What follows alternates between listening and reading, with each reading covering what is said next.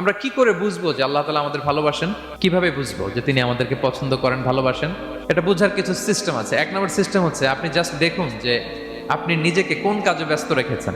আপনি আপনাকে কোন কাজে ব্যস্ত রেখেছেন, আপনার লাইফস্টাইলের দিকে তাকান। লুক অ্যাট ইউর লাইফস্টাইল, আপনি নিজেই বুঝে যাবেন। আপনি যদি দেখেন যে না, আপনার ভালো ভালো কাজে আপনার ব্যস্ততা, আপনার এঙ্গেজমেন্ট ভালো লোকদের সাথে, আপনার সার্কেলটা ভেরি গুড সার্কেল, ভালো কাজে আপনার মন টানে, আপনি ভালো কাজ করেন, যদি আপনার কার্যক্রম এরকম হয় তাহলে বুঝে নেবেন আল্লাহ তাআলা আপনাদেরকে ভালোবাসেন।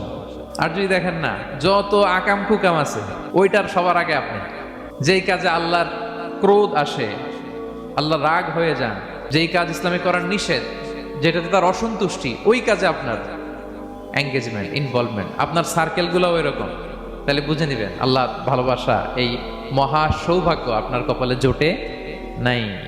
আমরা কি করে বুঝবো যে আল্লাহ তাআলা আমাদের ভালোবাসেন? কিভাবে বুঝবো যে তিনি আমাদেরকে পছন্দ করেন, ভালোবাসেন?